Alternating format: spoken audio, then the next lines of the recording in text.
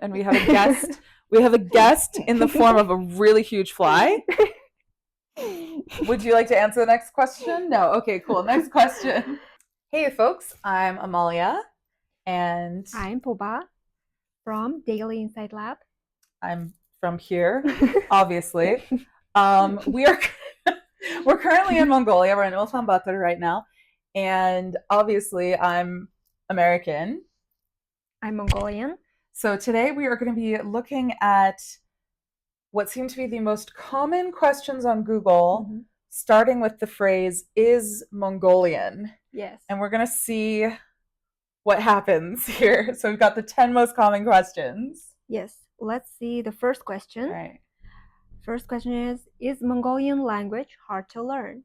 I think for you. Okay, yeah, this one's definitely for me. In part because I genuinely teach Mongolian online and in person. In my opinion, it shouldn't be hard to learn. The language itself is not tricky, but I don't think there's a lot of really great systems for learning it, which is why I took the time to create my own. It is a systemic language or systematic language, whichever one of those is correct. This is not good for someone who teaches language to have this problem here, but we're being honest today. It doesn't have a lot of irregulars or anything like that. But is it difficult to learn as opposed to is it a difficult language? Yes. You're not going to find it on Duolingo. You're not going to find it on almost any of the language apps.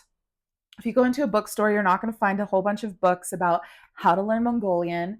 There's almost no YouTube channels. There's a few, but there's almost no YouTube channels. So unfortunately, is it difficult to learn? Yes, it is. Yeah, which I think is a problem. Yeah, that's true. Like, there's no good textbooks and stuff. No, there's not. But once you learn, did you have like a teacher, Mongolian teacher, or you just learned it yourself? Yeah, I learned it myself. I took 3 classes and I ended up leaving them crying. And as someone who speaks 9 languages, it takes a lot to make me leave a language class crying. Okay, let's go to the second question. Yes. Is Mongolian easy to learn? So, okay. The same thing, I think. So I'm going to take this differently. So the first one was, is Mongolian difficult to learn? The second one, I'm going to ask the question, is Mongolian language easy? Mongolian language is easy. It is very pattern-based. It doesn't have irregular verbs. So it's not like English where we're like, oh, past tense is ed, but think, thought, eat, ate, drink, drank. Mongolian is just like, this is the past tense. Once you know it, you know every single verb in the entire language. So is Mongolian an easy language? There's, things don't change for gender. Things don't change for person. Tense is extremely regular. The hardest part of Mongolian, frankly, is that it has some phonemes that are really tricky. The hardest one probably being the letter ich, which a lot of people just really struggle to pronounce. But I'd say overall, as a language, it's easy. Is it easy to learn? Like I said, there's not a ton of resources, which is why I made my own. But is it an easy language? I would say yes. As a native Mongolian speaker, do you think Mongolian is an easy language or not? I don't think so. Shoot. Okay. I mean, the pronunciation alone, I think, maybe takes people like, oh, this is hard. I'd say the pronunciation is the hardest part. Yeah. But others, I didn't think about like how to learn it because I just learned it like naturally as a kid. So I never thought about, oh, we don't have irregular verbs or something like that. I nearly cried when I realized you guys don't have regular verbs. I was sitting with a friend going, wait, really? It's the same for everyone? He's like, yeah, everyone. And I gave him like 6 different verbs. And I was sure one would be irregular. And he's like, no, it's still the same. And that's when I just nearly broke down with joy. Just like that little, like, oh, this is how languages were supposed to be. Yeah. Also, I like for he, she, it, we have tir. Only one word. One word. Yeah. That solves all the issue about like gender and stuff. Yeah, it just tir, done. Yeah. Done. Everything is they almost. Yeah. Everything is singular there. It's pretty fabulous. All right. Question number 3. 3. Is Mongolian passport strong? Oh, this is you. This is your question. Our passport is not very strong. It's very hard to get visa for like Korea now. Really? I mean, I think if you have a lot of money, it's okay. But that's always the if case. you're a normal person, sometimes they just like detain you because maybe you will overstay for work and stuff. Because a lot of people do that. Yeah, definitely. And also visa for Canada, UK, America is a little bit tricky. But for Thailand and East Asian countries, they are pretty good. That's good. Yeah. That's what I know of. Yeah. But our passport is not strong, unfortunately. That's sad. Okay, next, is Mongolian education good? This is for you. This is for me. Yeah. I think public education is not very good because in one classroom, there's 40 kids, 50 kids. So it's very hard to control like 40 crazy kids. It's impossible. Yeah. Although myself, I haven't attended a public school. I heard it's not good at all. And I've been to public schools in provinces, like in the countryside, and I felt like the stark difference between like the private school and the public school. Definitely. Because I was doing like the NGO work regarding the youth, and I visited a private school like hobby and stuff like that. And then next day I went to the public school. I was like, this is night and day, you know? That's so true. Yeah. I worked at private schools, and then I would go to like my friends' kids' graduation at public schools, and it was just such a difference. Yeah. And in the countryside, even they don't have like a normal public bathroom. They have the wooden one. Yeah. Hole in the ground, literally. Yeah. Yeah, there's a real lack of facilities. Yes. Okay. I'm not going to talk about the teachers, I think. That depends. That always depends. Yeah. Sometimes there are good teachers. Yeah. But, the pay is not good. So teachers are just like sometimes not really putting a lot of effort sometimes. Yeah. That's such a universal issue. That's an issue we have in the US as well, where like the people who want to be teachers because they love teaching choose not to teach because the pay is not high enough. And so then you end up with this weird self-selection where, people who should be teachers aren't. Yeah. That's sad.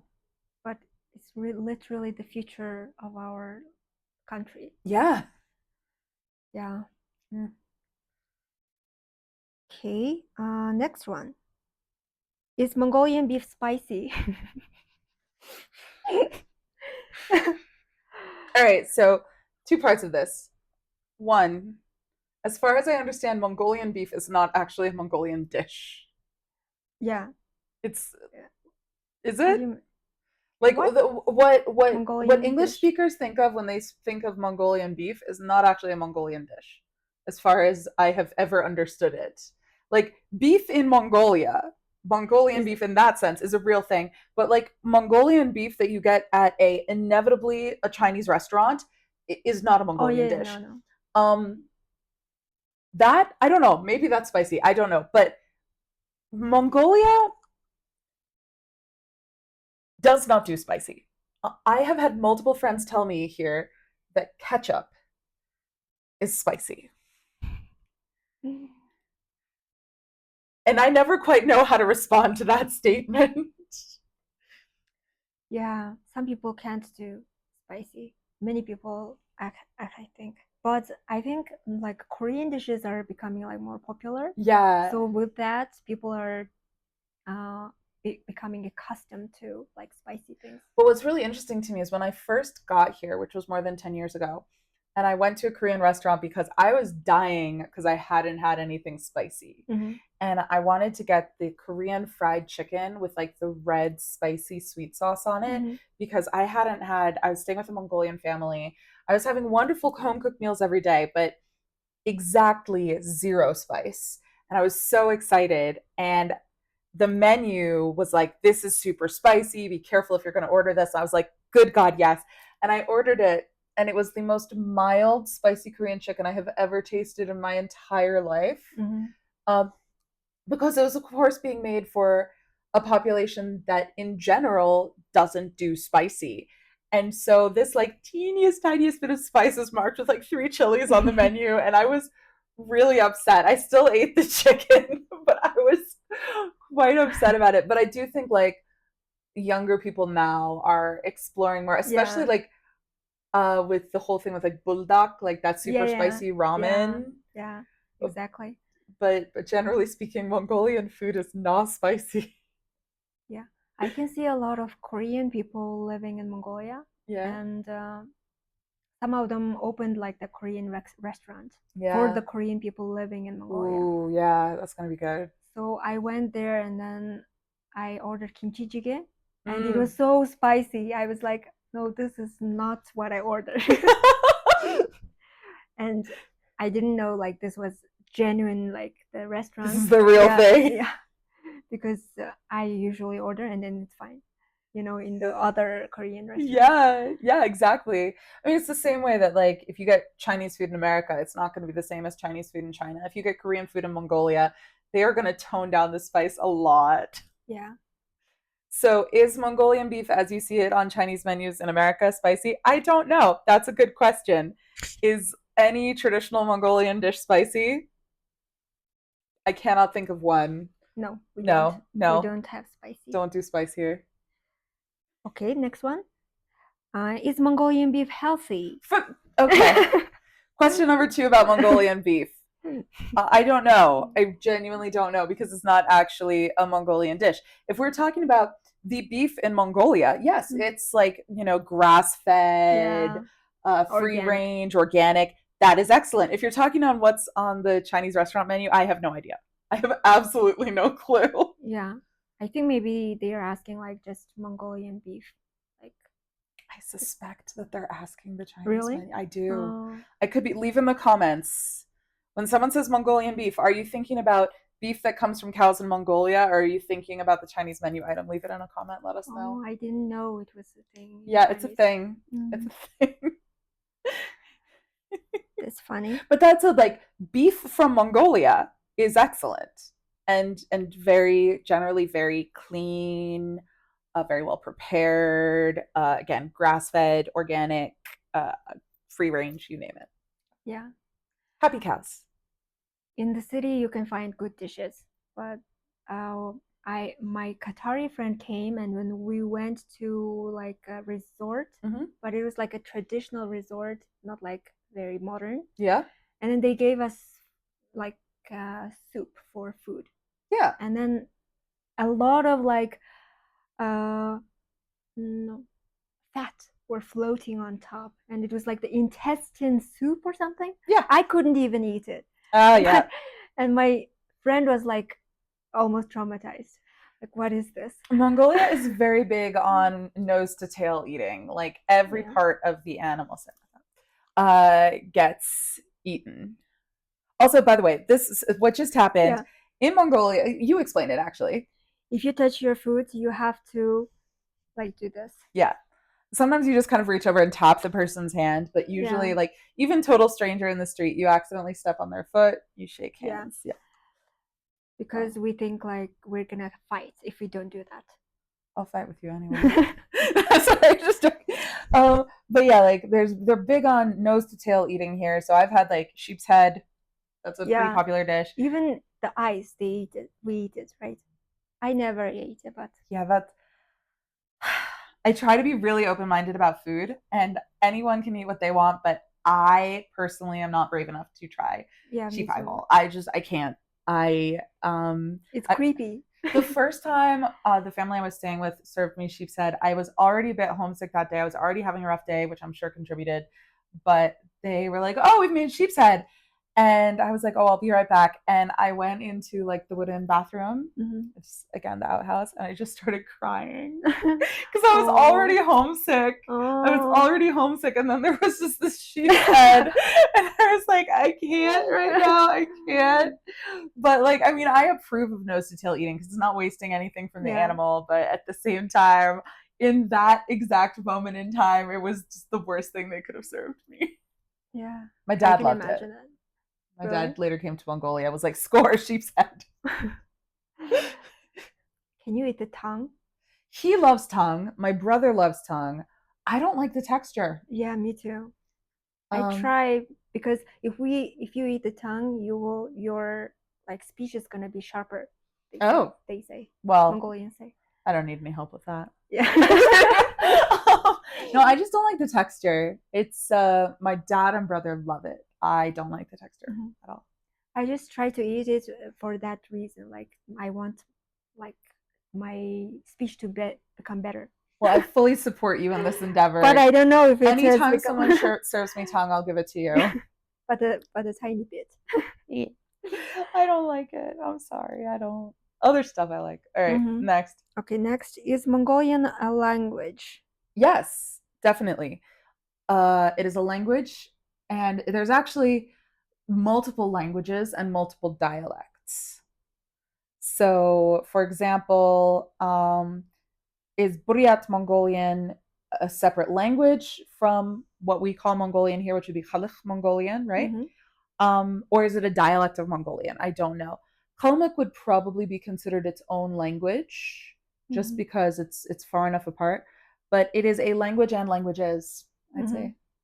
And also we have like the traditional script. Oh, so and pretty. The Cyrillic. Yeah.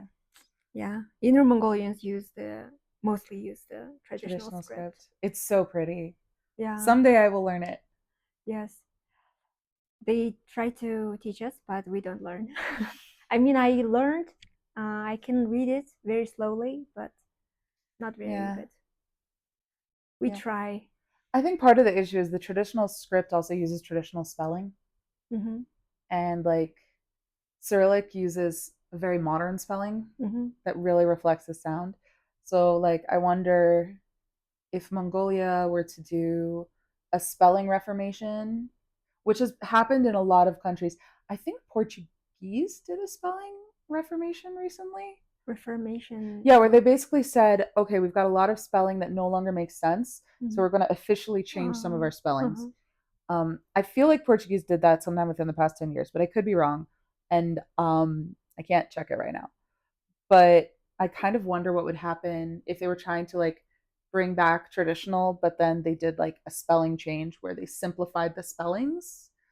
But at the same time, like on the plus side, it would make it a lot more accessible, I think. On the downside, it would make it harder for people to read old traditional script. Yeah. I don't know. I think Cyrillic has some like advantages, I guess. I think it's closer to English, so people kind of read it or something like that. Yeah. But still, traditional script is way more beautiful and close to our tradition. It's heritage. Yeah. It's heritage. A lot of people have said to me like the biggest issue with traditional script for them is the spelling, which is why I sometimes think about like what would happen if there was simplified spelling, but again it would disconnect from older writing. So I don't know. It's a tough question. Sometimes the traditional script sounds a little bit different, like even more different than how we speak. So it's just hard to spell it. Exactly. Yeah. And that's what I mean with like spelling simplification. If you know, for example, I believe that like Khan is actually spelled like Khagan, and then what's at the end? Is it like Nu or Khagana or something? Something like that. I don't know. So what would happen if it could actually be spelled or Hakan? Yeah. What if it were actually just spelled Ha? Like, would it be possible to simplify spelling in a way that matches the more modern spelling to make it easier to universalize? But again, like I said, the big issue with that is all of a sudden it would mean that if you wanted to read a traditional Mongolian book, you would have to actually study classical Mongolian. It would be a completely separate thing. So the questions like these are difficult. It's not even the question the person asked, but questions like these are difficult. The thing is that everything is in Cyrillic, so why bother? Yeah, except like, this question of its heritage. It's beautiful. Yeah. Its heritage. I don't know. I still want to learn it someday. Yes. I think it's one of the prettiest scripts in the world. I mean, I learned it, but I want to improve it. Yeah. I want to just learn it. Okay. Next question is Mongolian Chinese? The language, definitely not. The two languages are super different. I'm going to snag this one if I may. Mm-hmm. For example, Chinese is a subject-verb-object language, meaning that I put the subject first, like in English. I eat noodles. I eat rice. 我吃 eat饭 rice. I eat rice. Mm-hmm. But in Mongolian, we would say I rice eat. Yeah. Bi boda idik. Right? I be rice boda idik. Eat present tense, present sort of present simple. So the grammar is completely different. As you can see, the sounds are completely different. I, be, and 我, rice, boda, fun, eat, 吃, idik. The grammar is different. So they're completely different language families, not to mention completely different scripts, whether you're looking at traditional or Cyrillic or traditional or simplified in Chinese. So no, they're radically different languages. Yeah, I agree. Yeah. Can you understand any Chinese if you haven't studied it and you're Mongolian? No. I think there's just like a few words that are adopted back and forth, but that's true of like anywhere. We have both. Yeah, both. From baozi, mantou. So a few food words. Yeah. Which makes sense. I would take food from China too. We also say watermelon, sometimes 西瓜. 西瓜, really? Yeah. Okay, yeah. So other than loan words, just completely different. Yeah. Okay, next one. And we have a guest. We have a guest in the form of a really huge fly. Would you like to answer the next question? No. Okay, cool. Next question. Is Mongolian Asian? Yes. We are Asian, as you can see. I think there is a reason why people get confused, though. Two things. One, Mongolia is due south of Russia. Oh, yeah. And two, there's a lot of Mongolians who naturally have light brown hair and like green eyes.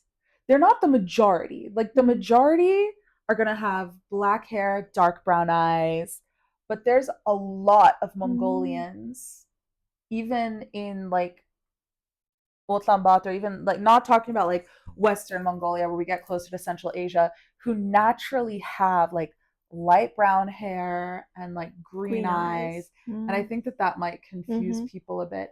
Also, anyone who saw the movie about Genghis Khan where he was played by John Wayne. I don't think I saw that. Yeah, you're not missing anything. I'm just like, as an American, I am sorry that exists. I'm sorry that John Wayne, the cowboy, decided that he was the man to play Genghis Khan. I'm so sorry. But yeah, no, just for fun, I like watching bad movies. Oh, well, in that case, have I got a recommendation for you? I have to check the name of it, but genuinely, John Wayne plays Genghis Khan. But yeah, Mongolia is definitely Asia. Mongolian is Asian.